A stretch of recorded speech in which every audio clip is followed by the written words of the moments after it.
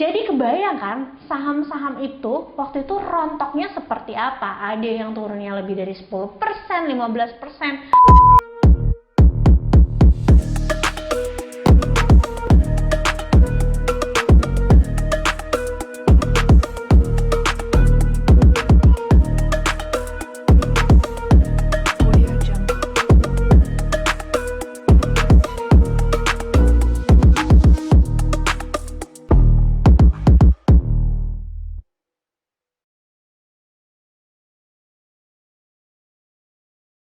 Halo, aku Olivia Louis.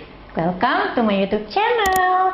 Jadi kita hari ini udah episode kedua dan hari ini aku mau cerita pengalaman aku di market dari tahun 2018. Tapi sebenarnya aku mau menitik beratkan pengalaman aku waktu market crash tahun 2020. Oke, jadi awal-awal aku investasi tahun 2018 itu aku mulai di bulan November. Jadi pada saat itu aku belum ikut komunitas, jadi aku cuma lihat-lihat dari Instagram aja. Mungkin kalian tahu ada salah satu akun Instagram yang paling terkenal yang bahas saham. Nah, aku dulu rajin-rajin baca-bacain itu aja. Nah, kalau dulu kita misalnya baca buku atau misalnya lihat-lihat di sosial media, itu kan selalu doktrinnya beli aja saham perusahaan yang kamu tahu atau kamu pakai produknya. Jadi dulu saham yang pertama kali aku beli itu saham-saham kayak ICBP, Unilever, BBCA, terus BBRI. Nah, pas bulan Februari itu aku nggak ngerti kalau ternyata di bulan Desember itu adalah window dressing. Jadi biasanya kalau window dressing itu harga saham ditarik naik karena manajer investasi mau memperbaiki atau portofolionya mau kelihatan baik ke nasabahnya. Jadi biasanya harga-harga saham terutama saham-saham blue chips itu dikerek naik gitu ya. Nah, karena waktu itu aku belinya 4 saham ini yang dimana 4-4-nya ini adalah blue chips, mungkin ICBP bukan blue chips, second liner gitu ya pada saat itu. Ya, tapi ini adalah saham-saham top yang dipegang para manajer investasi. Jadi waktu aku beli di tahun 2018, aku nggak ngerti tuh grafik harga, pokoknya aku beli aja. Di Desember harga sahamnya tuh langsung naik. Rata-rata tuh ada yang 15%, bahkan ada yang lebih gitu ya. Ada juga sih yang nggak sampai 15%. Terus aku langsung kayak ngerasa jago banget gitu. Wah, investasi saham tuh ternyata gampang banget ya. Sebulan udah bisa ngasihin return 10-15%. Nah, waktu itu karena aku nggak ngerti kalau itu ternyata window dressing, jadi barangnya tuh tetap aku hold. Ternyata setelah bulan Januari di 2019-nya, itu sahamnya malah ada yang balik turun lagi. Kayak saham-saham Unilever, terus juga ICBP sempat sideways lama. Mungkin kayaknya waktu itu yang bertahan itu cuma BBCA ya, yang tetap positif. Nah, itu juga aku nggak ngerti kenapa waktu itu harga saham turun, karena aku dulu nggak ngerti apa yang namanya valuasi. Ya udah, singkat cerita, akhirnya saham yang udah cuan aku jual. Terus juga Unilever kalau nggak salah aku sempat cut loss tapi sedikit aja. ICBP aku sempat nunggu beberapa waktu, terus habis itu cuan lalu aku jual. Jadi aku sempat kayak gonta-ganti saham juga. Karena waktu pas bulan April 2019 ketika anakku udah lahir di bulan Maret, itu aku ikut satu komunitas namanya adalah investor muda. Nah, investor muda inilah komunitas pertama yang aku masukin dan yang membuat aku sampai seperti saat ini gitu. Jadi thanks to mentor-mentor aku yang ada di investor muda kayak Jason, William gitu ya, dan teman-teman aku yang lainnya. Dan sampai sekarang aku masih ada di investor muda. Nah, dulu kan karena kalau ngelihat stock picking baru, pengennya kita kan coba-coba ya. Ya ada yang cuan, ada yang enggak. Tapi akhirnya aku jadi jarang pegang saham lama-lama gitu. Padahal tadinya awalnya kan aku investasi saham itu buat jangka panjang ya. Tapi ternyata nggak segampang itu teman-teman ngejalaninnya. Walaupun sebenarnya kalau aja aku waktu itu nggak jual BBCA aku, waktu aku beli di tahun 2018 itu sebenarnya sampai saat ini harga BBCA itu udah naik 55% dalam 3 tahun. Artinya setiap tahunnya sebenarnya masih kasih cuan 18% per tahun. Dan 18% per tahun ini kalau teman-teman ingat, di video aku yang pertama, aku cari investasi yang returnnya 12% per tahun. Artinya sebenarnya kalau aja waktu itu aku setia investasi di BBCA, sebenarnya portoku BBCA-nya itu udah melebihi return dari target aku untuk mencapai tujuan dana pendidikan aku yang 12% tadi.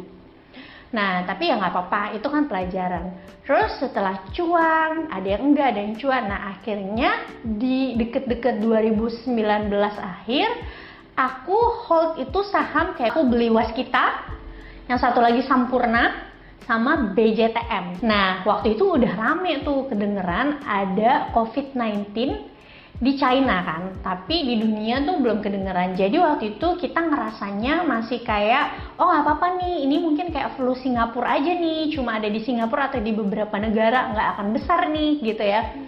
Itu di akhir tahun, jadi nggak kebayang kalau ternyata market bisa crash gara-gara pandemi COVID-19. Oke? Singkat cerita, Januari bahkan aku masih ada acara seminar sama investor muda. Februari juga aku masih keluar, awal Februari. And then tapi itu COVID udah masuk tuh ke Indonesia, di Depok atau di mana.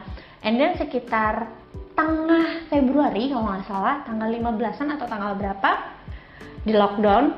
Dan WHO sebelumnya, beberapa hari sebelumnya, mengumumkan bahwa COVID-19 menjadi pandemi di seluruh dunia. Itulah yang bikin market global crash. S&P waktu itu sampai minus 35%. Di IHSG juga itu IHSG turun sekitar 34-35%, sama dari Februari sampai April. Kebayang dong, salah satu saham yang aku punya itu high risk banget, yaitu Waskita. Jadi waktu itu tuh alasan aku beli Waskita adalah karena udah ada isu dia mau divestasi jalan tolnya kan. Nah udah gitu, karena pas market crash, jadi waktu itu kalau misalnya teman-teman nih yang angkatan 2020 baru mulai investasi saham, mungkin kalian tahu kalau misalnya batas ARB gitu ya, auto rejection bawah itu sebesar 7%. Tapi kalau teman-teman tahu, sebelum itu batas ARB itu bisa sampai 35% teman-teman dalam waktu 1 hari. Jadi kebayang kan saham-saham itu waktu itu rontoknya seperti apa? Ada yang turunnya lebih dari 10%, 15%. Wah pokoknya waktu itu aku udah agak lupa sih sebenarnya. Jadi aku sebenarnya nggak terlalu inget-inget juga, karena menurut aku ya udah itu pengalaman aja. Tapi sempat bikin aku shock berat, dan juga anak-anak grup komunitas ya. Bahkan Waskita aku itu sampai minusnya 75%. Kebayang dong, baru investasi 2018, ketemu 2019, marketnya sideways, nggak kemana-mana, kena 2020, market crash. Memang sih sebelum itu, kayak tahun-tahun sebelumnya tuh udah banyak kayak analis-analis atau investor-investor senior yang bilang ada kemungkinan ekonomi akan crash. Tapi kita nggak pernah tahu ternyata ekonomi crash itu datangnya itu adalah dari penyakit dan lama banget gitu untuk pulihnya. Tapi kalau sahamnya sendiri waktu itu pulihnya juga agak cepet ya, dari Februari sampai April. Nah udah gitu aku ingat banget Waskita aku turun 75%. Terus juga HM Sampurna, jadi waktu itu aku beli HM Sampurna itu di Rp2.000 yang aku pikir kayaknya udah murah banget, karena HM Sampurna itu udah turun dari Rp5.000 kan. Secara histori udah under value, ternyata analisa aku salah. Waktu itu HM Sampurna tuh turunnya itu sampai 50% juga kalau nggak salah. Terus juga BJTM aku juga turun. Waktu itu tuh aku awal mulai investasi ya, pas 2 tahun pertama itu masih di angka puluhan juta lah totalnya ya in equity. Terus apa sih yang aku lakukan gitu? Panik nggak? Panik sih, panik, udah pasti panik. Dan porto terbesar aku itu duit aku adanya di Waskita, yang mana minusnya 75% itu gitu. Tapi untungnya suami aku nggak marah sama aku sama sekali. Justru dia yang kayak support aku, karena ya namanya market crash gitu ya, siapa juga yang bisa analisa pasti akan kejadian. Nah di grup waktu itu rame banget, dan mentor-mentor aku kayak bilang ini tuh udah berkali-kali dihadapin dan pasti market tuh bisa pulih dengan sendirinya. Walaupun pada saat itu rame banget juga orang-orang yang pesimis nganggep kayak market crash 2020 itu bakalan kayak di Amerika tahun berapa tuh, yang 1929 ya, yang parah banget itu. Waktu itu aku optimis aja bahwa market akan cepat pulih. Nah, apa sih yang waktu itu aku lakukan selain dengerin mentor aku juga baca-baca buku. Terus waktu itu buku yang aku baca, aku ingat banget, aku baca bukunya Robert Kiyosaki, yaitu Second Change. Jadi buku ini adalah buku yang menceritakan kalau ekonomi lagi krisis, itu justru kesempatan buat lahir orang-orang kaya baru. Kalau misalnya orang tersebut bisa nangkap kesempatan itu gitu.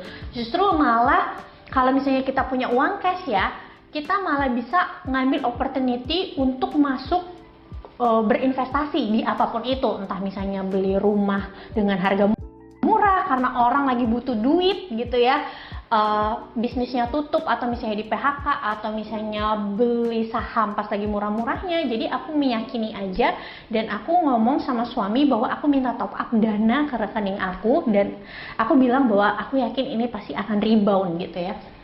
Jadi waktu itu waskitanya sempat aku cut loss setengah ketika minusnya sudah berkurang ke 50%. Kenapa aku cut loss 50%? Jadi itu buat dry powder aku, karena aku butuh duit cash selain yang di top up, butuh duit cash juga untuk beli saham lain yang kira-kira punya potensi. Nah, waktu itu yang aku beli adalah BBRI. Jadi aku sempat punya BBRI di bawah 3.000, aku lupa sih kira-kira harganya, kalau nggak salah di 2.600-an gitu deh. Jadi di situ aku juga dapat jackpot karena ternyata nggak lama BBRI-nya itu naik gitu ya. Terus waskita 50%-nya masih aku hold, dan ternyata di akhir tahun waskitanya malah rebound teman-teman. Jadi dari minus 75% waskitanya tuh malah rebound jadi ke floating profit 10% ya pada saat itu. Terus HMSP-nya juga sama. Jadi salah satu mentor aku ngajarin kayak kalau misalnya kita mau jual, kayak misalnya kita udah nggak yakin nih sama perusahaannya pada saat itu, jangan jual pas keadaan lagi panik, pas keadaan lagi murah-murahnya gitu. Justru jualnya itu ketika rebound. Jadi waktu itu aku tahan-tahan, ketika terjadi rebound tuh di pertengahan tahun baru aku lepasin si HMSP sama BJTM-nya. Jadi HMSP-nya itu dari minus 50%, aku cuma cut loss sekitar 18%-an. Terus BJTM-nya juga cuma cut loss kayak kecil banget di bawah 10%. Nah, uang-uang ini aku pindahin ke saham lain, kayak saham Indika, di mana Indika juga waktu 2020 aku dapat bagger. Terus sama beberapa saham lainnya lah, aku lupa sih aku beli saham apa aja pada saat itu.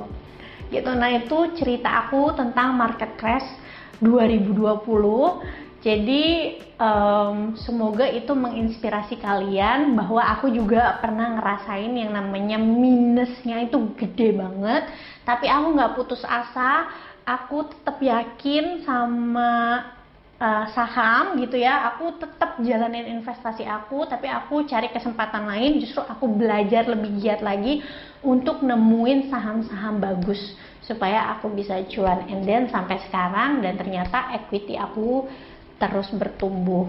Jadi 2020 itu sangat membekas buat aku. Nggak disangka dalam kurun waktu 2 tahun aku di market, aku langsung ngerasain market crash. Dan aku harap kedepannya kalau misalnya terjadi market crash lagi, aku udah punya pengalaman untuk menghadapinya gitu. Jadi untuk kalian jangan pernah takut kalau misalnya porto kalian masih minus. Kalian harus evaluasi apakah saham yang kalian pegang memang layak untuk kalian hold atau enggak. Kalau memang enggak layak, enggak ada salahnya untuk kalian cut loss. Kalian pindah ke saham lain yang menurut kalian bisa kasih return yang baik. Tapi tentu pindah saham lainnya harus kalian analisa lebih dalam lagi. Oke teman-teman, segitu aja sharing dari aku. Nanti next time kita akan bahas pengalaman aku yang lainnya. Oke, jangan lupa subscribe, like, dan komen. Kira-kira kalian punya pengalaman pahit apa di market dan pernah minus terbesar di saham apa? Terus apa yang kalian lakukan? Tulis di kolom komentar, siapa tahu itu bisa jadi masukan untuk teman-teman yang lainnya atau bisa jadi inspirasi. Dan jangan lupa ya follow Instagram dan TikTok aku, karena aku sering banget nulis tentang saham di Instagram aku. Oke, segitu aja. See you next time.